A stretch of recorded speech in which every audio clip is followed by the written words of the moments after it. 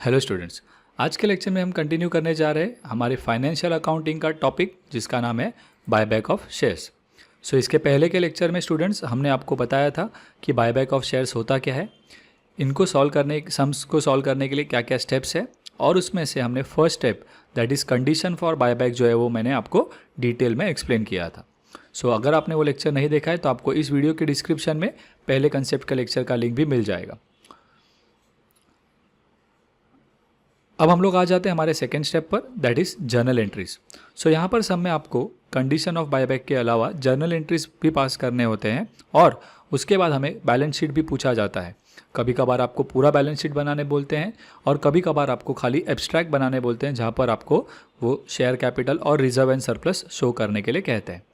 ठीक है, सो अब मैं आपको एक एक जर्नल एंट्रीज जो है हमें यहाँ पर ज़रूरत पड़ेगी वो मैं आपको एक्सप्लेन करूँगा। सो लेक्चर स्टार्ट करने से पहले स्टूडेंट्स, अगर आपने हमारे चैनल को सब्सक्राइब नहीं किया है तो हमारे चैनल को सब्सक्राइब कर लें ताकि आपको लेटेस्ट अपडेट्स मिलते रहे। आप हमारे व्हाट्सएप ब्रॉडकास्ट कम्युनिटी को भी ज्वाइन कर सकते हैं। फ्री व्हाट्सएप ब्रॉडकास्ट कम्युनिटी को ज्वाइन करने के लिए आपको इस वीडियो के डिस्क्रिप्शन में लिंक दिया गया है, आप वहाँ से ज्वाइन कर सकते हैं for free notes, updates related to exam and assignments. So journal entry से शुरू करते हैं। सबसे पहला जर्नल एंट्री यहाँ पर आपको जो पास करने के लिए हो सकता है वो है फाइनल कॉल मेड। अब हमारा जो बायबैक है, इस बायबैक का जो प्रोविज़न है वो कहता है कि अगर हमारे शेयर्स जो है वो पार्टली पेड है, वो फुल्ली पेड नहीं है, तो हम लोग उनका बायबैक कर सकते नहीं हैं। तो इसीलिए मेरे शेयर्स जो है वो पहले क्या होने चाहिए, फुल्ली पेड होने चाहिए। अब इसका मतलब क्या है, तो मान लीजिए कि क्वेश्चन में आपको जो लायबिलिटीज़ है उसमें आपको दिया गया है 10,000 equity shares of 100 each, 90 paid up, right. Equity shares का फेस वैल्यू कितना है, 100 है, लेकिन उन्होंने कहा है 90 पेड अप है। इसका मतलब कंपनी ने अभी तक वो 10 रुपीज़ का कॉल किया नहीं है, तो ऐसे शेयर्स का बायबैक हो सकता नहीं है। तो इसीलिए पहले हमें वो शेयर्स का जो 10 रुपीज़ का कॉल बचा हुआ है वो हमें क्या करना होगा, पहले कॉल करके शेयर होल्डर से पैसे मंगाने होंगे, फिर ही हम बायबैक कर सकते हैं। तो इसीलिए पहले हम लोग यहाँ पर एंट्री देखते हैं जहाँ पर कॉल करने की एंट्री क्या है वो। ठीक है, तो अब हमें पता है कि इक्विटी शेयर्स का अगर हम कॉल कर रहे हैं तो उसको दो एंट्रीज़ में किया जाता है। पहले जो कॉल मनी ड्यू होती है उसका कंपनी कॉल करेगी, उसकी एंट्री, और उसके बाद शेयर होल्डर्स के पैसे आएंगे, उसकी एंट्री।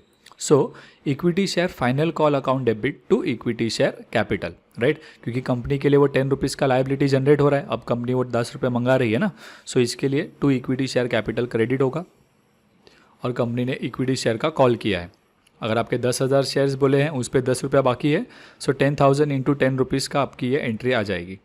अब इस कॉल का जो पैसा है जब वो शेयर होल्डर्स पे करेंगे तो कंपनी के लिए एंट्री क्या होगी, राइट। हम लोग यहाँ पे नरेशन इस तरह से लिखेंगे इस एंट्री का, being amount payable on final call. यहाँ पर कंपनी ने खाली कॉल किया है, शेयर होल्डर से पैसे मंगाए हैं, ठीक है। अब जब उनसे पैसे आएंगे तो हमारी सेकेंड एंट्री हम लिखेंगे that is for money received on final call. ठीक है, सो जब आपको शेयर होल्डर्स वो 10 रुपीज़ जो है वो पे करेंगे एक शेयर का, तब आपकी एंट्री हो जाएगी bank account debit to equity share final call. तो यहाँ पे जो हमने फाइनल कॉल ओपन किया है डेबिट करके, वो यहाँ पर क्या हो जाता है, क्लोज हो जाता है। ठीक है, और तब हम नरेशन यहाँ पे लिखते हैं being amount payable on final call. आप चाहे तो इन दोनों एंट्रीज का कंबाइन एंट्री भी पास कर सकते हैं। अगर आप यहाँ पे देखेंगे तो equity share final call debit और equity share final call credit cancel हो जा रहा है, तो हम इसके लिए कंबाइन एंट्री भी कर सकते हैं directly bank account debit to equity share capital. Okay, so ये था हमारा पहला सेट ऑफ एंट्रीज। ये हमें तब पास करना होगा अगर शेयर्स जो है वो पार्टली पेड है तो, लेकिन अगर सम में बोला है कि शेयर्स फुल्ली पेड है तो फिर आपको इस एंट्रीज की कोई ज़रूरत नहीं होगी। ठीक है, इसके बाद आ जाते हैं हम लोग हमारे नेक्स्ट कंसेप्ट पर जिसका नाम है इशू ऑफ प्रेफरेंस शेयर्स। मान लीजिए कि अगर सब में हमें पता है कि हमारे जो सोर्सेस है बायबैक करने के लिए फंड्स कहाँ से आएंगे, तो उसमें हमारा एक सोर्स है कि हम लोग शेयर्स, फ्रेश शेयर्स क्या करते हैं, इशू करते हैं फॉर बायबैक। ठीक है ना, सो अगर हमने समझिए इक्विटी शेयर का बायबैक करने के लिए कुछ सेट ऑफ प्रेफरेंस शेयर्स क्या किए, इशू किए, तो आपको पता है शेयर इशू करेंगे तो एंट्री क्या होती है, पैसे आएंगे और कंपनी के लिए शेयर कैपिटल क्रिएट होगा, तो एंट्री हो जाती है बैंक अकाउंट डेबिट, और कंपनी के लिए लायबिलिटी क्रिएट हो रही है तो उसका हम नाम लिखेंगे प्रेफरेंस शेयर कैपिटल। तो अगर सब में उन्होंने बोला है कि 15,000 शेयर्स ऑफ 100 ईच इशू किया हमने, तो bank account debit to preference share capital 15,000 into 100 rupees की एंट्री आ जाएगी। ठीक है, तो इसका नरेशन हम लिखेंगे being amount received on shares of rupees जो भी आपको यहाँ पे वैल्यू दिया है उसके हिसाब से आप यहाँ पे एंट्री लिखेंगे। ओके, उसके बाद नेक्स्ट एंट्री हो सकती है आपकी, वो है sale of assets, right. Funds arrange करने का एक और एक सोर्स है हमारे एसेट्स या हमारे इन्वेस्टमेंट्स को हम क्या कर देते हैं, सेल कर देते हैं और उसके फंड से हम बायबैक कर सकते हैं। ठीक है, तो अगर सब में उन्होंने बोला है कि आपने हमारा कोई एसेट बेचा है, राइट, जो कि आपको बैलेंस शीट में दिया था और उन्होंने एडजस्टमेंट में कहा कि हमारा एसेट वहाँ पे दिया हुआ है 14 लाख का और आपने उसे 12 लाख में सेल कर दिया, तो उस केस में आप एंट्री पास करेंगे। हो सकता है आपने उसको ज़्यादा वैल्यू पर भी सेल किया हो। ठीक है, सो यहाँ पर मैं आपको एंट्री शो कर रहा हूँ अगर हमने कोई एसेट या इन्वेस्टमेंट को प्रॉफिट पर सेल किया है तो। ठीक है, तो अगर हम लोग सेल कर रहे हैं तो ऑब्वियस सी बात है एसेट या इन्वेस्टमेंट सेल करेंगे तो हमारे पास पैसे आएंगे, तो बैंक अकाउंट डेबिट कर रहे हैं हम, और वो एसेट या इन्वेस्टमेंट रियल अकाउंट का है, वो जा रहा है हमारे पास से, तो हम उसे क्रेडिट करेंगे।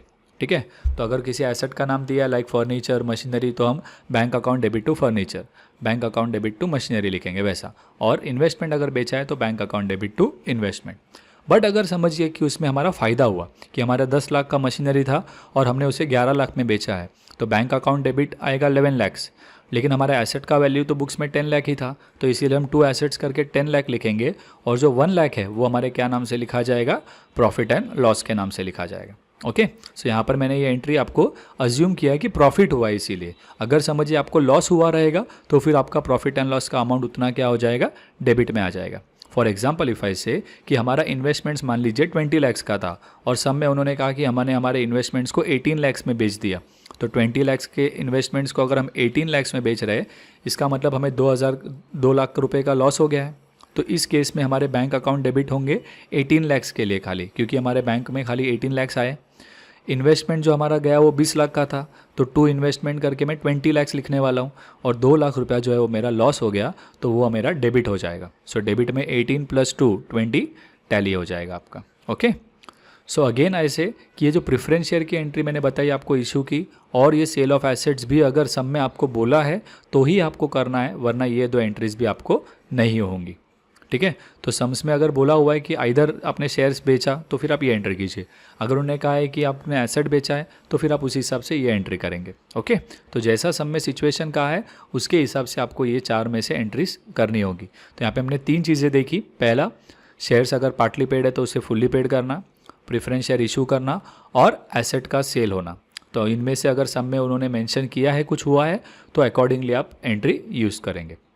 ओके, इसके बाद अब आ जाते हैं हमारे बायबैक ऑफ शेयर्स का मेन एंट्री पर। ठीक है, सो हाँ, यहाँ पर नरेशन हम यहाँ पे लिख रहे हैं being investment sold at profit. अगर लॉस में बेचा है तो हम कहेंगे बीइंग इन्वेस्टमेंट, या जो भी एसेट है सोल्ड एट लॉस, ऐसा। ओके, अब आ जाते हैं हमारे नेक्स्ट सेट ऑफ एंट्रीज पर, जो कि हमारे बायबैक के मेन एंट्रीज हैं। ठीक है, अब जब हम लोग बायबैक करने के लिए जाते हैं, मतलब अगर सब में कंडीशन है कि पहले वो शेयर्स पार्टली पेड था तो हमने उसे फुल्ली पेड कर लिया, जितने फंड्स हमने रिक्वायर थे वो भी हमने अरेंज कर लिए, तो अब हम लोग बायबैक कर सकते हैं। तो बायबैक करने के लिए जो हमारी एंट्री है उसमें सबसे पहली एंट्री, राइट, हमें 4 एंट्रीज बायबैक के लिए करने हैं कंपलसरीली। ठीक है ना, सबसे पहली एंट्री है यहाँ पर amount payable on buyback, right. यहाँ पर हम लोग कैलकुलेट कर रहे हैं कि हमें शेयर होल्डर्स को कितना अमाउंट पे करना है। ठीक है, अब हमें पता है कि हमारा जब बायबैक होता है तो मेजॉरिटी केस में हम बायबैक जो है वो क्या करते हैं, प्रीमियम पर करते हैं। इसका मतलब जितने शेयर का फेस वैल्यू है हम उससे ज़्यादा वैल्यू क्या कर रहे हैं, शेयर होल्डर्स को पे कर रहे हैं, राइट। मतलब अगर सम में बोला है कि लायबिलिटीज़ में कि इक्विटी शेयर ऑफ 100 ईच है, लेकिन हम लोग बायबैक करते समय उन्हें हो सकता है 125 पे कर रहे हैं या 120 पे कर रहे हैं, तो इसे कहते हैं प्रीमियम पर बायबैक करना। ठीक है, तो इस केस में क्या हो रहा है, कंपनी देखिए शेयर कैंसिल कर रही है, तो अब जब कंपनी शेयर इशू करती है तो शेयर कैपिटल को क्या किया जाता है, क्रेडिट। बट जब ये बायबैक हो रहा है तो वो शेयर्स कैंसिल कर रही है कंपनी, राइट। तो इस समय हम लोग जो है वो इक्विटी शेयर कैपिटल क्या करेंगे, डेबिट करते हैं।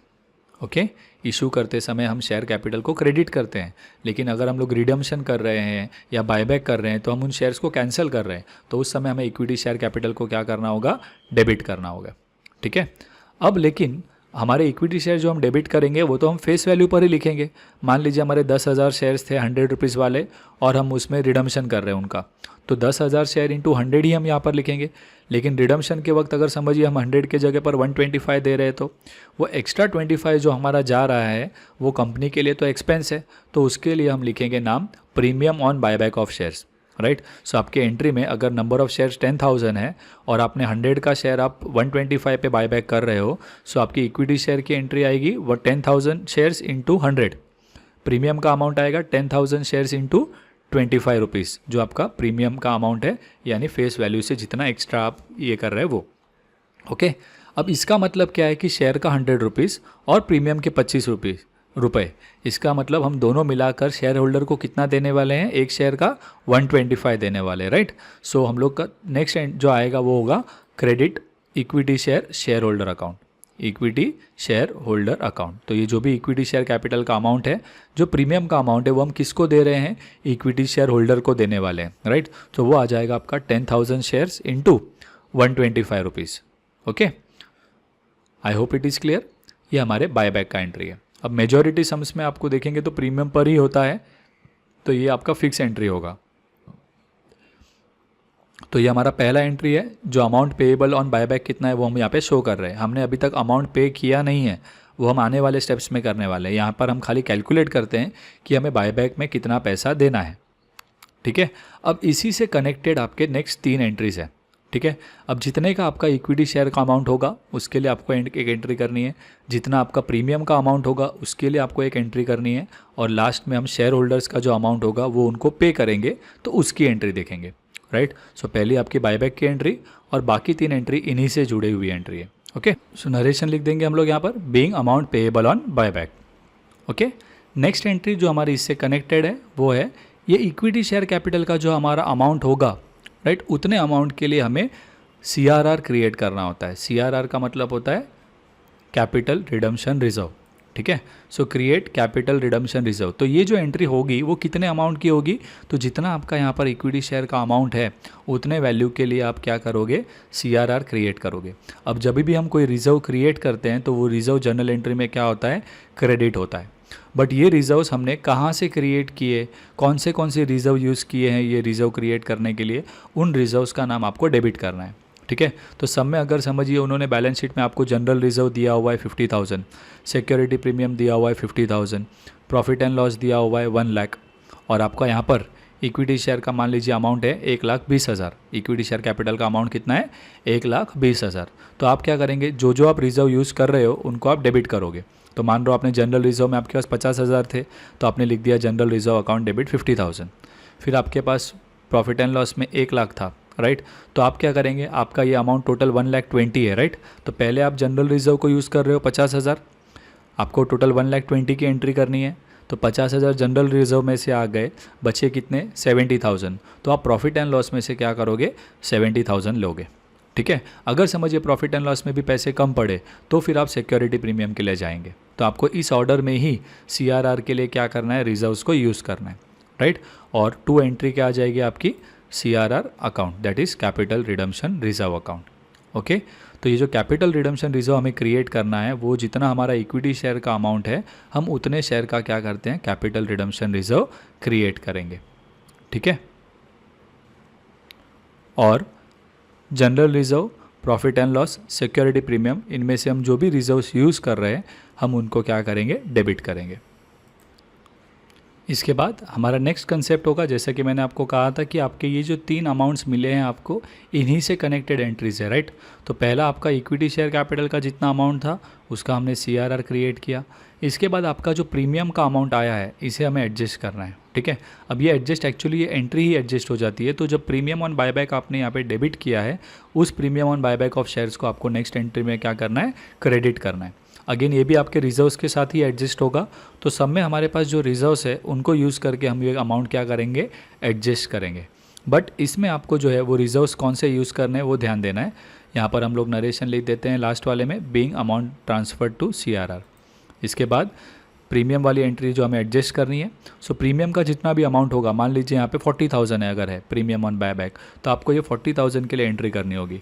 और ये भी आप रिजर्व्स को यूज़ करके एडजस्ट करेंगे, लेकिन यहाँ पर सबसे पहले आप सिक्योरिटी प्रीमियम को यूज़ करेंगे और इसके बाद ज़रूरत पड़ी तो प्रॉफिट एंड लॉस को, ठीक है।